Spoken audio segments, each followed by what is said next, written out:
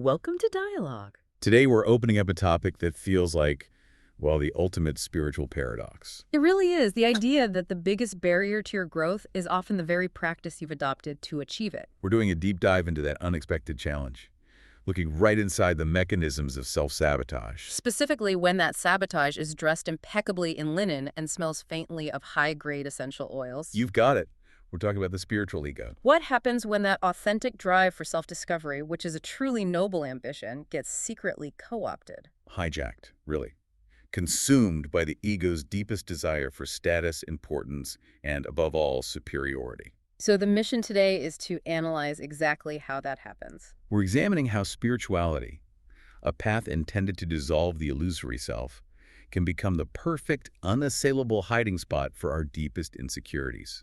And this isn't about criticizing any one specific path. Not at all. It's about recognizing a psychological sleight of hand, identifying where that defensive self steps in and actively impedes the journey toward the higher self. So if you're engaged in any kind of focused self-improvement, this analysis is really essential for spotting your own blind spots. Definitely. Let's unpack this core psychological conflict. Okay, where do we start?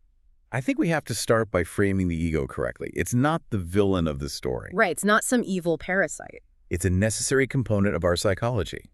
Functionally, it's the part of you driven by a primal need for survival, for significance, and for separation. It's what helps you build an identity to stand out from the crowd and navigate a really complex social world. So it's a guide, a protective mechanism. So if that's its job, when does it make that transition from being a functional guide to being the primary obstruction? The trouble begins when its protective function metastasizes. It turns into this insatiable need for superiority, for attachment to specific outcomes. It attaches to things. Material wealth, career success, physical beauty. It uses those metrics to validate its own importance. But those attachments are fragile. They're often temporary. And the moment it discovers spirituality, it realizes it has found the ultimate metric, something unassailable. And that's what's called camouflage perfection. The ego suddenly finds an aesthetic, a moral framework that is almost impossible to critique from the outside. It's a perfect fusion. Yeah. It allows the ego to keep its drive for importance, but it adopts the highest moral language available to do it. So instead of bragging about a sports car, Which is temporary, and people can see through that. you're bragging about your level of inner peace. Which is abstract, and only you can supposedly observe it. The analogy of hiding a cat in a cat cafe is perfect here. The camouflage is seamless because the environment spirituality is tailored to the subject. Let's dig into that. What exactly does spirituality offer the ego that something like material success doesn't? It fulfills the ego's core needs instantly, and it does it with this added moral sheen. The first major offering is an immediate sense of moral superiority. So if you've adopted practices or beliefs that you deem higher or more conscious, You immediately position yourself above those who haven't. It gives the ego this enormous, subtle boost of self-importance that feels morally justified. it's that moment you start believing you are awake. And everyone else is still living in the matrix, or they're just asleep. That belief is really the engine of the spiritual ego, isn't it? I'm awake and others are not. Exactly. And that provides an assurance of specialness, of unique insight. Many spiritual paths hint at that. A unique destiny, hidden gifts, exclusive knowledge. And the ego readily adopts those claims as definitive proof that it is inherently better or more evolved. If you believe your destiny is superior, you become insulated from mundane criticism. Which brings us to language. This is maybe the most fascinating and, frankly, manipulative tool the ego gets its hands on. It's a whole new vocabulary. Spirituality provides an endless supply of vague, profound-sounding words. What's the practical function of this linguistic defense? Well, the function is twofold. It's about posturing, and it's about deflection. Posturing how? By using terms like quantum resonance, multidimensional alignment, or sacred flow, the ego manages to sound incredibly knowledgeable. Without actually committing to anything concrete or measurable. Right. If you speak in abstractions, you become untouchable. Because if someone questions your multidimensional alignment, you can just dismiss their inquiry as coming from a lower vibration. And in doing so, you assert your superiority, and you completely avoid the need to articulate what you're actually thinking or feeling. So the language is a deflection shield. A very skillful one. Yeah. It shields you from real self-inventory, from accountability. If your problems are always framed in these grand, energetic terms, my frequency is off, or I'm clearing ancestral trauma. You never have to deal with the concrete emotional messiness of admitting simple flaws. Things like impatience, selfishness, or just a failure to plan correctly. The ego prefers a complex cosmic diagnosis over a simple human error. So the higher the language, the lower the actual accountability. That's a powerful equation. It really is. Let's follow this thread then, and look at the four distinct stages that the sources identify in the evolution of an inflated spiritual ego. These levels really demonstrate how the ego deepens its integration.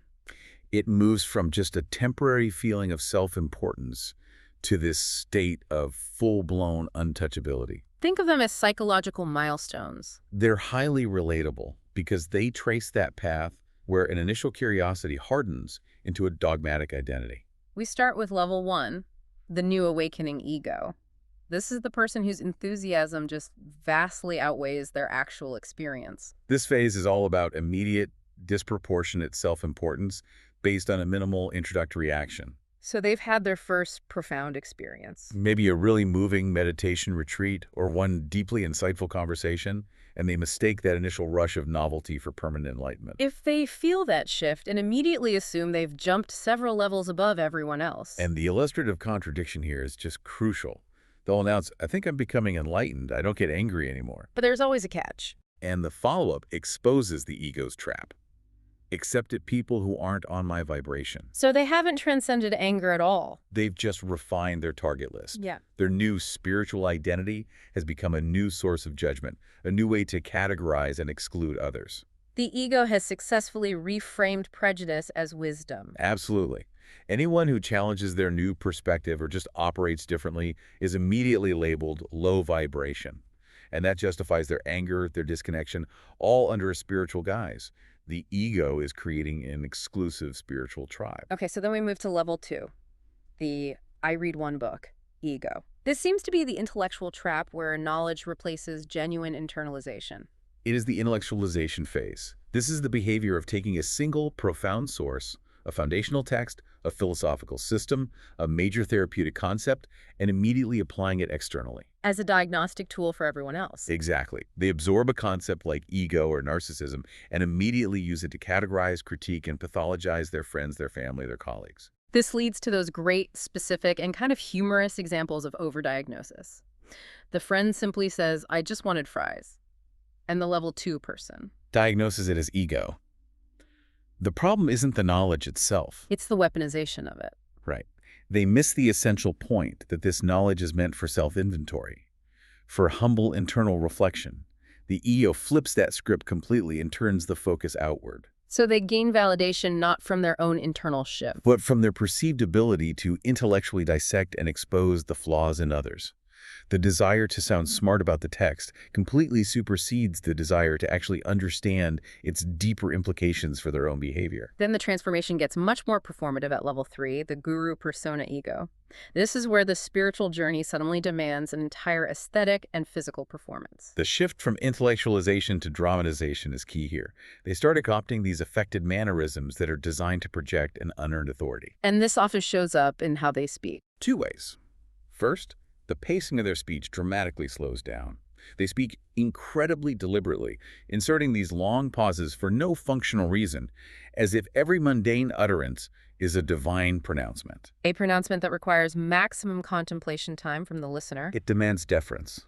If you talk slowly enough, people are forced to wait, and that forced pause creates an illusion of depth and importance around whatever you eventually say. And this is coupled with a physical and aesthetic shift. Yes, they start curating the look, the flowy, maybe expensive linen shirts, the elaborate, obviously visible crystal collections. And transforming simple social interactions into these highly dramatic rituals. The source highlights that transition of a simple greeting into a performative blessing. Greetings, beloved soul. Which, as we know, translates directly into, I need you to recognize that I have achieved a higher spiritual status than you. It does. So why is this external aesthetic so vital to the level 3 ego? Because the ego requires constant, measurable validation that reinforces its new identity. If the internal transformation is slow and difficult, the external one, the visual signal, is immediate and easily recognizable. And it compels others to treat them differently. The ego is seeking external markers to confirm its internal status. insulating it from the difficult work of cultivating genuine inner peace. It's advertising an achievement for public consumption. And, and finally, we hit the absolute peak, the ultimate defense system, level 4, the transcended beyond you ego, the advanced ego black belt level. This person has completely integrated their spiritual identity to the point where they believe they are fundamentally immune to human reality. It's a state of deep psychological insulation. This person genuinely believes they are above fundamental human experiences, base emotions, vulnerability, conflict, and most crucially, accountability. They often reject the physical, grounded plane, referring to all their problems as illusions they've already moved past. And this is what creates that devastating defense mechanism, particularly when their actions hurt someone. The confrontation isn't met with an apology. It's met with an intellectualized defense. The ultimate deflection is shifting the burden of the offense back onto the recipient. So when they're confronted about unkind behavior, the response is never, "I was wrong." It's, I'm sorry your unhealed inner child interpreted my divine truth that way. That phrase is a psychological weapon. It's co-opting the language of healing inner child, divine truth, to completely deny personal responsibility. It is a profound manipulation. If your actions are divine truth, then there is no mechanism for you to be questioned or held responsible. By framing the recipient's pain as their unhealed inner child, the ego successfully turns that uncomfortable moment of accountability into a spiritual lesson for the victim. This raises a critical question then. How does this healing language become weaponized? How does the ego use these sophisticated concepts to create an unassailable moral bunker? It's protected because it has claimed cosmic authority. Here's where it gets really interesting. We can move into the day-to-day operational tactics of the inflated ego. How jargon functions is that impenetrable defense mechanism. Allowing the user to sound deeply insightful while avoiding concrete human reality. It's linguistic evasion 101. The ego thrives on ambiguity because ambiguity eliminates measurable standards. If the terms are abstract, accountability is impossible. So we're analyzing the functional translation of these phrases, what the person means versus what they're saying. Exactly. Let's start with the first common phrase. I'm just protecting my energy. This is a tricky one because it's so valuable in the context of genuine self-care, but the ego has completely abused it. In a daily context, the neutral translation of the ego's usage is often simply, I don't want to deal with you right now, and I want a morally sound excuse for my refusal. We have to analyze the distinction between true, honest self-care and this ego-driven avoidance. True self-care involves clear, often difficult communication about your capacity and your needs. Something like, I value you, but I am emotionally exhausted and I need to reschedule. Whereas the ego's version is simple withdrawal, and it often implies a deficiency in the other person. The ego employs protecting my energy when it perceives a threat.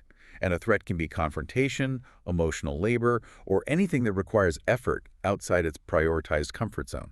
By framing the withdrawal as necessary protection from some external low-energy source, the speaker shifts the blame. They shift the blame for the withdrawal onto the alleged toxicity of the other person. And this allows for retreat without guilt, and it maintains that spiritual status of purity. That reframing is the manipulative core.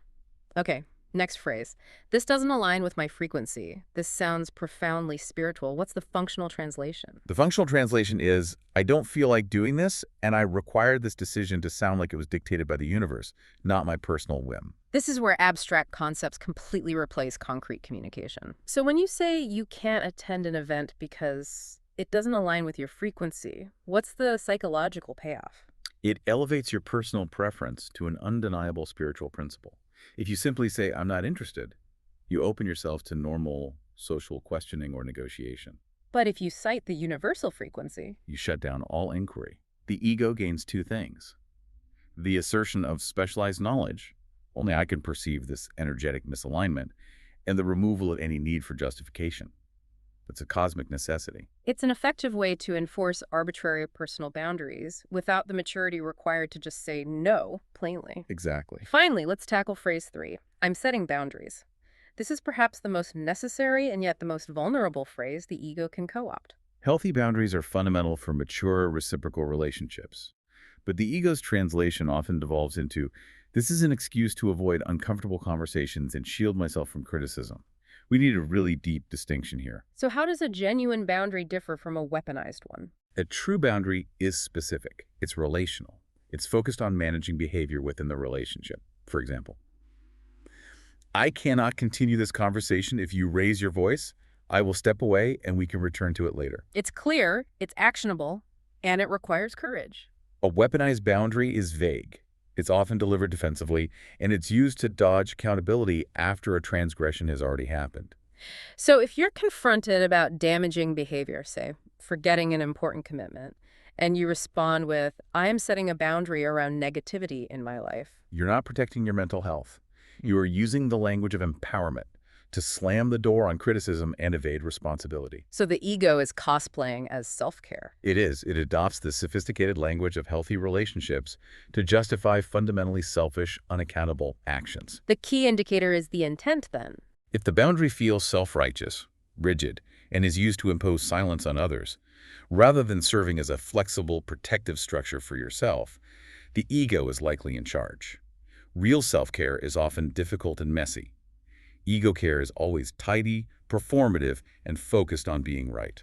This section analyzes how that drive for goodness and inner peace can be twisted into a competitive sport. Wellness communities, which are designed for mutual support, sometimes devolve into a high-stakes, exhausting competition. Where inner peace is just another measurable metric of superiority. When the ego enters a spiritual practice, it immediately introduces metrics. The goal shifts from inner transformation, which is slow, private, and nonlinear, to external performance, Which is fast, public, and easily boastable. the ego measures itself by adherence to impressive, sometimes unnecessarily stringent, practices. So let's examine the competitive events, starting with who meditates the longest. How does the ego turn stillness into a contest? The ego requires quantification. If you can claim superiority based on duration, you validate your greater discipline. The competitive superiority claim is stark. That's cute. You meditate 20 minutes, I do 2 hours before breakfast. Exactly. And in this competition, the actual quality of the practice becomes totally irrelevant. It really doesn't matter, does it? You could spend 2 hours restless, unfocused, planning your day, wrestling with internal chaos. But the ego prioritizes the boastable external metric, the duration over the depth of mindful presence. The goal shifts from cultivating attention to accruing an impressive statistic. A statistic which is then used to subtly or overtly judge those whose practice is shorter, regardless of its quality. It's the performance of commitment winning out over the depth of commitment. The second event. Who has the purest diet? This escalates rapidly. It moves from a health choice to a moral imperative. Diet becomes a profound moral battlefield. It's no longer just about health or sustainability. It's about purity and spiritual cleanliness. And the competitive element forces an escalating list of restrictions. The competitive ego finds that simply being vegan isn't enough. One must be raw or sugar-free, or avoid specific grains, or practice rigorous intermittent fasting.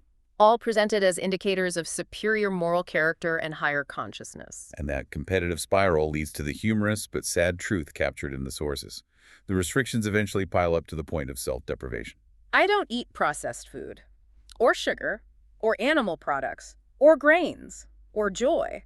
The psychological cost is significant. This often masks orthorexia, where food obsession is justified as spiritual discipline. The deprivation itself becomes the badge of honor. By adhering to extreme restrictions, the individual is signaling, my dedication and spiritual purity are greater than yours. Which allows the ego to judge those who enjoy mundane pleasures, like a slice of cake or a normal meal. The focus shifts from nourishing the body to policing it as a source of spiritual contamination. Event number 3. Who has the best divine download?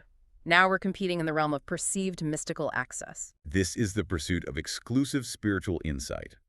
While internal guidance is a recognized aspect of many paths, the competitive ego needs to believe they are receiving the premium messages. The chosen recipients of unique, universal wisdom unavailable to others. They believe they have the cosmic fiber optic connection, while everyone else is on dial-up. And this belief system that some people have a superior connection or destiny is deeply satisfying to the ego. It guarantees unique status. It allows the ego to dismiss the insights or mundane experiences of others as merely surface level or unaligned. This solidifies their self-perception as a spiritual elite, positioning them either as future leaders or special prophets. This thirst for unique validation seems like a strong precursor to falling into the guru trap. It is.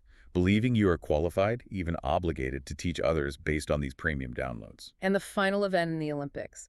Who can act the most unbothered? The performance of internal stillness, regardless of the hurricane inside. This is the height of facade management.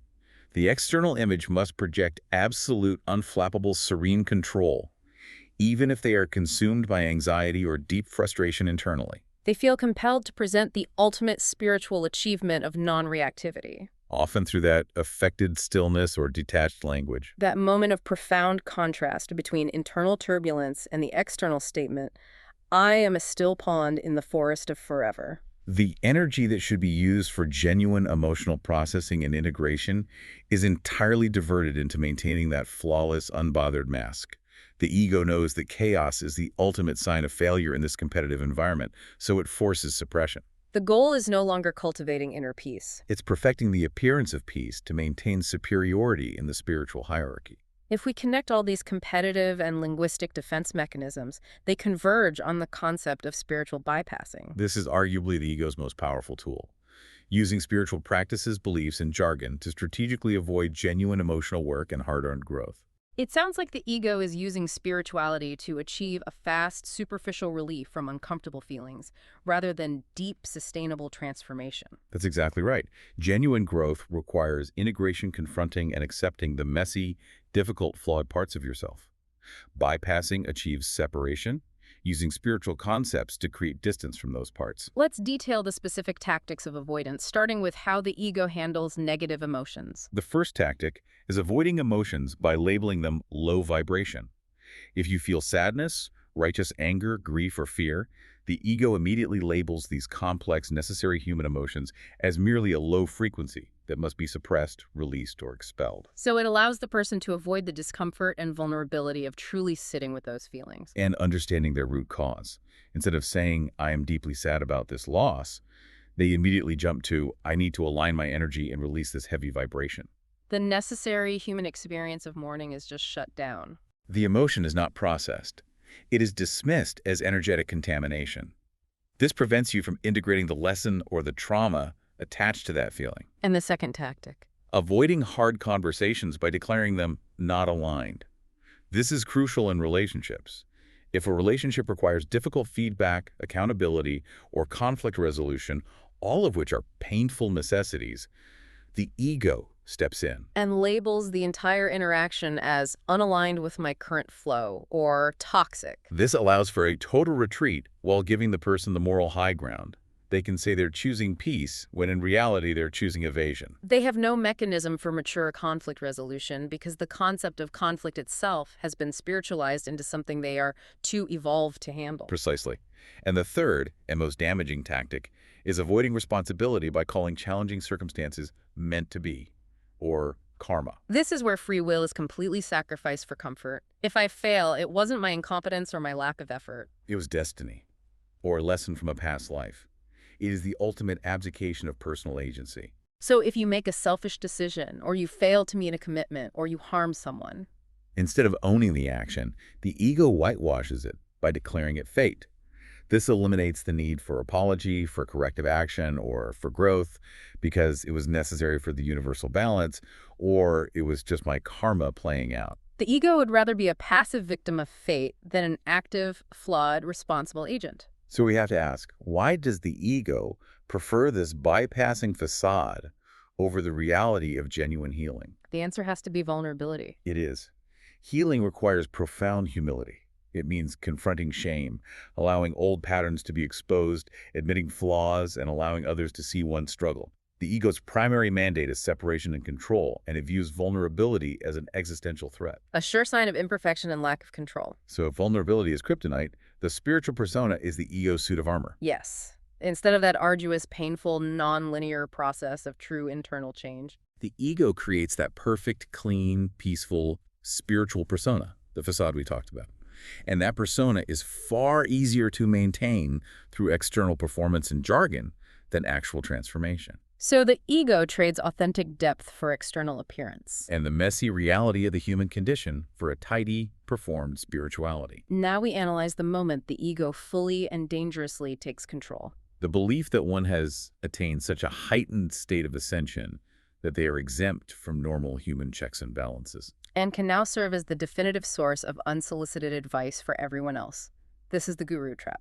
This is where personal confidence is mistaken for genuine, objective enlightenment. True wisdom is characterized by self-doubt and careful observation.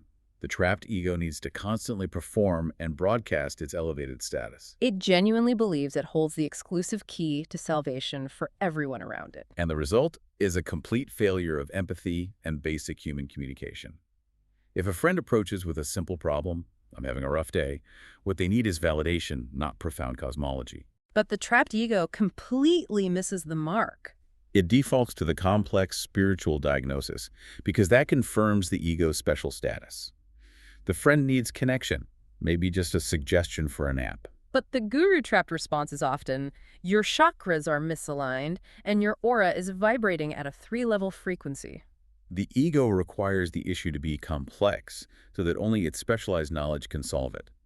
The need for a profound diagnosis completely outweighs basic human compassion and simple acknowledgement of feeling. The sources outline the signs of the guru trap, whether one is an actual teacher or just a self-appointed sage among friends. And the signs are consistent. Believing they are morally superior, which insulates them from criticism, thinking they can't be questioned by their followers or students. Confusing self-confidence with actual integrated enlightenment. And requiring followers, whether physical or digital, for constant validation of their identity. This is why even those who genuinely lead must aggressively seek their own mirrors and reality checks. Otherwise, the ego steps into that void of unchecked power. And this trap has been amplified exponentially by modern technology. Social media doesn't just enable the spiritual ego, it supercharges it into a brand. It creates the perfect feedback loop for ego validation. Inner peace is transformed from a private state of being into a consumable, brandable product. In the digital space, enlightenment becomes an aesthetic choice. It's the filter, the curated feed, the specific flowy wardrobe used for maximum impact. Authenticity, ironically, is reduced to a meticulously refined content strategy. The ego thrives on this platform because it offers instant, measurable validation. The likes, the shares, the positive comments, they all confirm the false persona. It transforms a spiritual journey into a popularity contest. This is what creates the TikTok shaman or the Instagram sage. Their sense of worth is derived not from slow internal growth, but from the volume of external metrics they accumulate. The paradox is that the more they preach detachment from external validation, the more desperate they are for the digital engagement that validates their brand. And this leads to that glaring, almost painful contradiction we often see in their calls to action. They claim, I don't do this for followers. I am merely here to serve. But also, please hit like, subscribe, share, donate, and join my $999 Ascension course because I require constant external confirmation that I am important and special. It reveals the true motivation. The deep-seated insecure drive for specialness, which social media is uniquely equipped to feed and reinforce instantly. What's fascinating here is that the antidote to the ego's drive for specialness is profound honesty and groundedness. We have to differentiate clearly between the ego's performance and the signs of genuine, humble spiritual maturation. True spirituality is about deep integration into the messy reality of the human experience, not exclusion from it. So let's turn the lens and focus on the practical, observable signs of authentic growth, moving away from the ego's central demands for superiority and unique destiny. The first, most foundational sign is taking responsibility. This means eliminating all cosmic excuses. No blaming fate, destiny, or previous incarnations for one's failures, missteps, or harmful actions. It's the simple, powerful act of owning one's impact on the world. Saying, I made a mistake and I am responsible for the repair. That requires deep humility, which leads directly to the second sign. Self-humor, the ability to laugh at yourself. Humor is the ultimate ego dissolver. If you cannot laugh at your own absurdities, your own contradictions, and your spiritual awkwardness, that gap between your ideal self and your actual self, you are taking yourself far too seriously. A truly growing person recognizes their complexity. And allows themselves to be imperfect and sometimes ridiculous without that threatening their core sense of self-worth. The third sign is evident in conflict, valuing peace over rightness. This is the mature understanding that the tightening defensive need to be factually or morally superior in conflicts is a purely ego-driven function. The aware self prefers a resolution that leads to greater harmony and connection. Even if it means letting go of the need to have the last word or prove one's perspective is the only truth, it is prioritizing the relationship over the argument. And the fourth sign, which actively dismantles the guru persona, admitting ignorance. Recognizing that pretending to know everything is a definitive indicator of an insecure ego. True knowledge is always accompanied by immense curiosity and the genuine willingness to say, I don't know.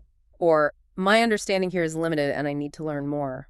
The moment you stop performing certainty, you open yourself up to actual genuine learning. The fifth sign directly opposes spiritual bypassing, facing wounds directly. This involves confronting internal issues, trauma, and old emotional patterns without using spiritual concepts or affirmations to whitewash them. It means sitting in the discomfort, acknowledging the pain, and allowing yourself to be messy, rather than labeling the internal struggle low vibration and running away. And the sixth sign, a powerful measurable shift, reduced reactivity. This is becoming less impulsive and emotionally volatile, not because you've magically ascended. But because you've cultivated a deeper awareness of your internal emotional patterns and triggers. And that awareness creates a crucial pause, the space between stimulus and response. This space isn't supernatural perfection. It is simply awareness in consistent, difficult action. Seventh, the shift in core motivation, desiring understanding over superiority. The entire goal shifts away from being the most enlightened person in the room toward genuinely observing and understanding the underlying motivations of yourself and others. This means moving from a place of judgment, they are low vibration, to compassionate observation. They are in pain, and that is manifesting as reactive behavior. And the final sign, which speaks to authentic compassion, you guide without needing to control. Genuine compassion is incompatible with the spiritual ego's need to categorize others as less evolved. You recognize that everyone is on their own messy human timeline, and your role is to offer gentle guidance and connection, not to police or control their path. You become a stable presence, not a demanding expert. So what does this all mean for you, the listener? How do we take these insights and apply them instantly to our own thoughts and actions? We need immediate, actionable tools for daily self-awareness to catch this incredibly sneaky ego before it starts writing out our divine truth for us. The most powerful tool is a simple internal litmus test, one that cuts through all the spiritual jargon and gets to the core motivation. Whenever a spiritual thought arises, or whenever you feel compelled to use one of these high-level defense phrases, ask yourself this one question. Is this coming from love or from fear and superiority? And the distinction in feeling is the key, isn't it? The ego's motivations feel different in the body than genuine love or awareness. Absolutely. If the thought or action is love-based, it will feel expansive, peaceful, humble, and open. It invites connection, patience, and understanding. But if it is motivated by ego, It will feel tight, restrictive, defensive, self-important, and urgent. It creates separation, hierarchy, and demands to be right. You have to use that internal body feeling as your compass. let's provide the listener with the specific questions for self-honesty that force the ego into the light in real time. Ask yourself, am I using a spiritual concept to avoid vulnerability, conflict, or simple hard work? If the answer is yes, you are bypassing. And do I genuinely want to feel connected, or do I secretly want to feel superior to the person I'm talking to? Be ruthless with that answer. Ask, am I being honest about my current messy internal state? Or am I being performative for external validation on social media or in my community? And perhaps the most telling question, particularly given our analysis of language, am I hiding behind abstract, profound language instead of stating a simple, concrete truth? When you strip away the flowery language, what is the action or thought truly about? The final insight here, and this is crucial, is that you do not need to fight your ego. Because resistance only feeds it. Awareness is what dissolves it. The goal is simply to observe it consistently. Watch it. Name its mechanism. There's the guru persona ego demanding deference, and smile at it. Recognize that it is a very clever protective passenger, but it cannot run the show if it is consistently observed and its motives are named honestly. It's the moment we stop fighting the part of ourselves that needs to be special and simply accept that our path is grounded, messy, and wonderfully human. Indeed. The ultimate takeaway is that real spirituality is deeply grounded. It's characterized by humility, radical honesty, and compassion because it acknowledges the struggle inherent in being human. It's not about becoming a special, glowing, celestial being who floats above life's problems. It's about showing up to those problems. Conflict, sadness, failure, effort, with greater awareness, humility, and love. The moment you stop letting the ego demand specialness, you reclaim your authentic, difficult, and profoundly rewarding spiritual journey. If you enjoyed this conversation, please like, subscribe, and share this video. Also, let us know in the comments what really stood out to you in this conversation, and if there's any related topic or new topic that you would like covered in a future video.